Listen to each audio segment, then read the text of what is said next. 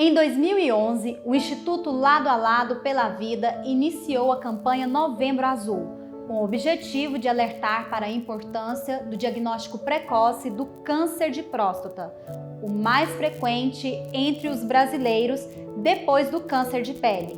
Um homem morre a cada 38 minutos devido ao câncer de próstata. Aproveitando as celebrações em torno do tema, o Ministério da Saúde e o Instituto Nacional de Câncer, INCA, começaram a divulgar ações importantes e a data transformou-se no maior movimento em prol da saúde masculina.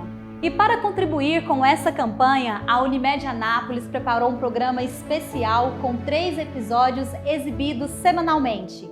Começa agora o programa Sentido da Vida. Nós recebemos no nosso programa hoje o Dr. Luiz Cláudio Rezende Gonçalves, urologista, médico cooperado da Unimed Anápolis. Seja bem-vindo ao nosso programa, Dr. Luiz Cláudio. É um prazer, uma honra para mim estar aqui. Obrigada. Vamos começar então explicando o básico. O que é a próstata? Para que serve? Aonde que fica?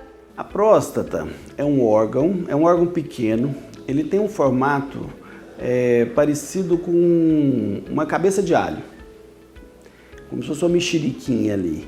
Então ele fica embaixo da bexiga e ligando a bexiga à uretra. Então toda a urina, por exemplo, ela sai da bexiga, passa por dentro da próstata e vem pela uretra até a pessoa sair pelo meato uretral.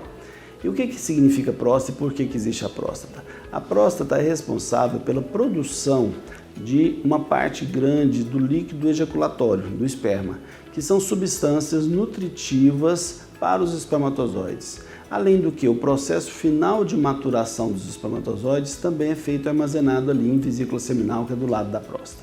E neste mês de campanha do Novembro Azul, a gente ressalta muito esses cuidados para prevenção do câncer de próstata. Como que surge o câncer de próstata? O câncer é quando você tem, no ser humano, você tem as células com uma programação para nascer, viver e morrer. Então existe um tempo de programação para isso.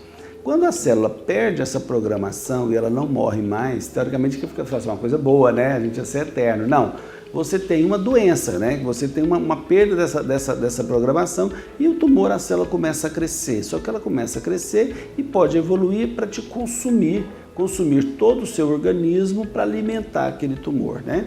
O tumor ele começa na próstata, geralmente é um nódulo muito pequeno e que tem características interessantes. Então, quando as pessoas falam em prevenção do câncer de próstata, é importante ressaltar que nós não estamos dizendo que se a pessoa fizer avaliação anual, se ela for ao médico, se ela for ao urologista, ela não vai ter câncer, não é isso. A gente trabalha para a detecção precoce do câncer de próstata. Então, quando você faz a detecção precoce, você tem um tumor que é em quase 100% das vezes curável. E quando você faz um diagnóstico tardio, ou seja, um tumor que já não está totalmente localizado na próstata, a chance de cura é muito pequena. E isso gera um sofrimento enorme. Por quê? O câncer de próstata não é um tumor, não é um câncer que mata de uma vez a pessoa.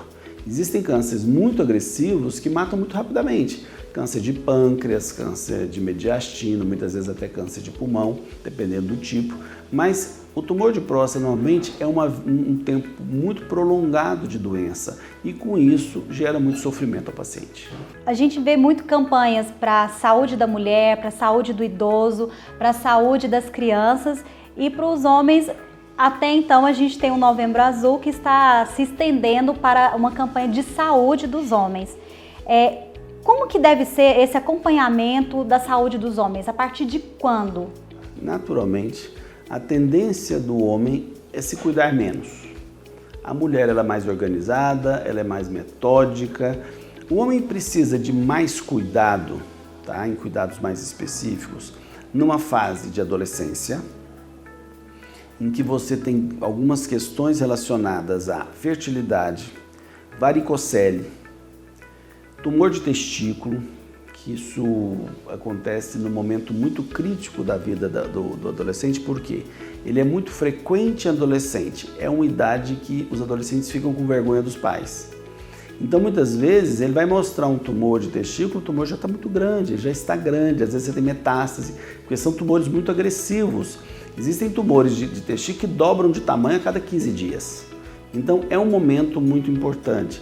Um momento para verificação de coisas simples, como às vezes na infância até a adolescência, fimose. Então, a gente sabe que com a prevenção, como se faz prevenção de câncer de pênis? Que aí é diferente da próstata. A próstata você não tem como prevenir, você tem como detectar precocemente. Agora, pênis não. Você sabe que todos os pacientes postectomizados, ou seja, que fizeram circuncisão, que fizeram postectomia, não vão evoluir com câncer de pênis. Câncer de pênis está muito ligado à questão de higiene e ao excesso de pele cobrindo a glande. Então é um momento muito delicado em que tem que ser avaliado com muita cautela a saúde do homem.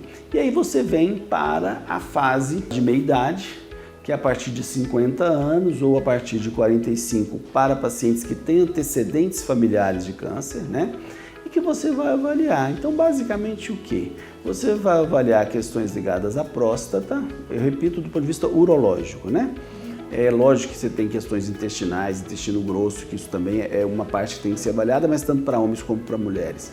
Mas você vai avaliar próstata, quer dizer, então você entra com screening para câncer de próstata, avaliações hormonais, que são muito importantes. Então, existe um percentual pequeno de homens que realmente evoluem com baixo hormonal, mas esses que evoluem, existe um prejuízo muito grande para a vida deles.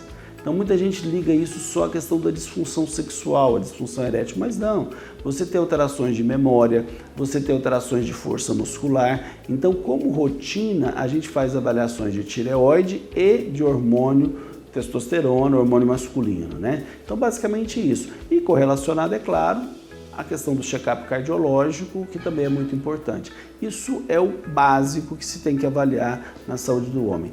Quando a gente ouve casais falando de tratamento, né, para gravidez, geralmente o homem só vai buscar esse tipo de acompanhamento, essa investigação, exame, quando apresentam uma dificuldade para ter filhos, né? E é interessante também o seguinte, tem mudado, mas em geral, a investigação, o homem realmente faz a investigação depois que esgota a investigação da mulher. Então é isso que eu acho interessante também, que eu repito a cultura. É como se naturalmente, o problema é a mulher. Aí, se não deu nada, que vem investigar. Isso é o que a gente vê muito em consultório, entendeu? Sendo que nós sabemos que a proporcionalidade é igual. Então, você tem o número de fatores, o percentual de fatores masculinos ou femininos para a infertilidade é igual. O senhor falou aqui pra gente sobre câncer do testículo. Explica pra gente um pouquinho sobre isso. Quando você tem um câncer, um nódulo no testículo, você tem primeiro, é algo que você palpa, ele é mais duro. Então você tem uma consistência diferente do restante do testículo. O testículo é como se fosse uma bolinha de silicone, ele é macinho. Então você tem um nódulo e muitas vezes que cresce muito rápido. Por isso que é muito importante o relacionamento bom com os filhos. Porque os filhos que vão detectar, os meninos que vão detectar isso. E às vezes você chega paciente no consultório com um tumor de 250 gramas. Extremamente agressivo, né? Então, e a fase é essa. A maioria dos tumores de testículo acontecem na adolescência e juventude. Para quem assistiu ao programa, isso é muito interessante, em relação a adolescentes também e adultos jovens que têm um quadro de dor aguda testicular, tá? Existem casos a gente chama de torção testicular. Então, se você, um filho seu ou alguém que você conhece, apresentou uma dor testicular aguda, principalmente nessa idade, tem que procurar rapidamente o pronto-socorro. Por quê? Porque o diagnóstico ele tem que ser feito de imediato e você, após 6 horas, a chance de você perder o testículo é muito grande. Então, isso é o que a gente chama de grande emergência urológica. Então, qualquer adolescente que teve uma dor testicular aguda, vá ao pronto-socorro, imediatamente. Porque às vezes você fala, não, vou esperar até amanhã. Amanhã ele já perdeu o testículo, aí você tem que fazer a orquiectomia. Você tem que tirar aquele testículo necrosado.